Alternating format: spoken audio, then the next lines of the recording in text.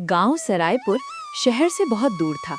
वहां जाने के लिए ना पक्की सड़क थी, ना बस रोज आती थी। बस एक धूल भरा रास्ता था जिस पर कभी कभी ट्रैक्टर या बैलगाड़ी निकल जाती थी। उसी रास्ते के किनारे एक छोटा सा ढाबा था। मिट्टी की दीवारें, टीन की छत और सामने 2 खाटें पड़ी रहती थीं। ढाबे का नाम था भोला का ढाबा। भोला कोई बड़ा आदमी नहीं था। दुबला शरीर, धूप से जली त्वचा और आंखों में हमेशा थकान। उसकी पत्नी कई साल पहले गुजर चुकी थी। एक बेटा था जो शहर में मजदूरी करता था और महीने 2 महीने में कभी-कभी पैसे भेज देता था। उसी से ढाबा चलता था। भोले के ढाबे में मेन्यू नहीं था, जो बन जाए वही मिलता था। अक्सर सिर्फ रोटी, नमक, हरी मिर्च और कभी-कभी पतली दाल। फिर भी लोग आते थे, क्योंकि भोला खाना ऐसे खिलाता था जैसे कोई अपने घर में खिलाता है। ना ज्यादा सवाल, ना हिसाब की जल्दी। गांव के मजदूर, खेत से लौटते किसान या शहर जाने वाले राहगीर, सब कभी ना कभी भोले के ढाबे पर रुके थे। कई लोग पैसे पूरे नहीं दे पाते थे। कोई कह देता, भैया कल दे देंगे। भोला बस सिर हिला देता। एक दिन गर्मी बहुत ज्यादा थी, दोपहर का वक्त। रास्ता सुनसान पड़ा था। तभी एक लड़का आया, करीब 15-16 साल का, कपड़े धूल से सने, चेहरे पर थकान। वो खाट पर बैठ गया। भोला बोला, भूख लगी है? लड़के ने सिर हिलाया। पैसे हैं? लड़का चुप रहा। भोला अंदर गया, चूल्हे पर रोटी डाली, थोड़ी दाल निकाली और प्लेट में रख दी। लड़का खाने लगा, ऐसे जैसे कई दिन से पेट खाली हो। खाना खत्म कर उसने कहा, चाचा पैसे नहीं है, माफ कर देना।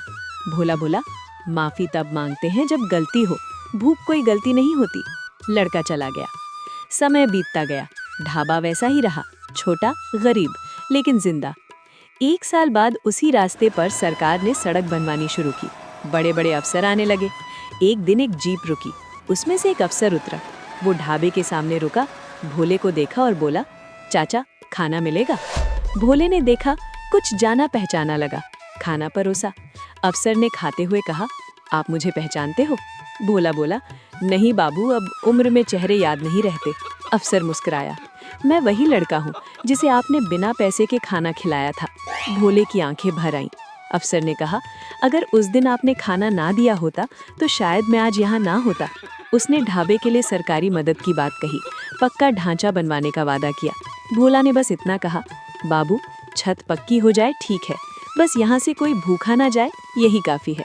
आज भी भोला का ढाबा वही है। शायद अब थोड़ा पक्का हो गया है, लेकिन चूल्हे की आंच वही है और खाने में वही चीज, इंसानियत। ढाबा जो उम्मीद बन गया। भोला का ढाबा पहले जैसा टूटा फूटा नहीं था। ईंट की दीवारें खड़ी हो चुकी थीं, टीन की छत की जगह खपरेल आ गई थी, लेकिन चूल्हा वही पुराना था, मिट्टी का, जिस पर आग लकड़ी से ही जलती थी। भोला कहता था, गैस से रोटी बन जाती है, लेकिन पेट नहीं भरता। अब उस रास्ते पर गाड़ियां रुकने लगी थी, ट्रक वाले, बस के ड्राइवर, शहर से आने वाले लोग। कई लोग पूछते, इतनी सस्ती थाली कैसे देते हो? भोला बस मुस्कुरा देता, कभी हिसाब समझाने नहीं बैठता।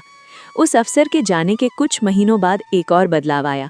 गांव के कुछ बच्चे स्कूल से लौटते हुए ढाबे पर रुकने लगे, कोई पानी पीने, कोई बस बैठने। भोला उन्हें देखकर खुश हो जाता।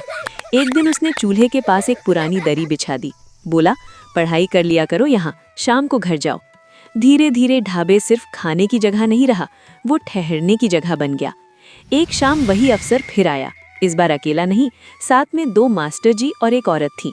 उसने भोला से कहा, चाचा मैं चाहता हूँ कि यहाँ बच्चों के लिए रात की पढ़ाई शुरू हो। भोला चुप रहा। थोड़ी देर बाद बोला, अगर पेट भरा रहेगा तो दिमाग भी खुलेगा। उस रात ढाबे में पहली बार रोटी की खुशबू के साथ किताबों की खुशबू घुल गई। कुछ बच्चे ऐसे भी थे जिनके माँ बाप नहीं थे। भोला कभी डांटता नहीं था, बस खाना देते वक्त कहता, थाली खत्म हो जाए लेकिन पढ़ाई नहीं। समय बीतता गया। भोला बूढ़ा होने लगा, हाथ कांपने लगे, आंखें कमजोर हो गई, लेकिन रोज सुबह चूल्हा जलता था। एक सर्द सुबह भोला उठा नहीं। गांव के लोग ढाबे पर इकट्ठा हो गए। चूल्हा ठंडा पड़ा था। उसी दिन अफसर आया। वो अब जिले का बड़ा अधिकारी बन चुका था। उसने ढाबे के सामने एक नया बोर्ड लगवाया, भोला की रसोई और पाठशाला। यहाँ खाना और सपने दोनों मिलते हैं। आज भी वहाँ खाना मिलता है, आज भी बच्चे पढ़ते हैं, और दीवार पर भोला की एक तस्वीर लगी है।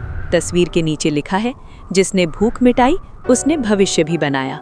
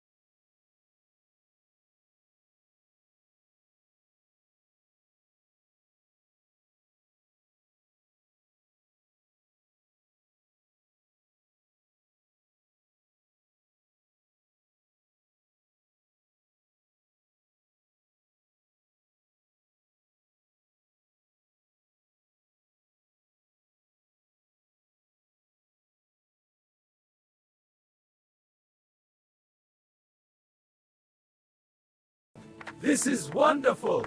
Have some more. It's delicious, thank you. Have some tea.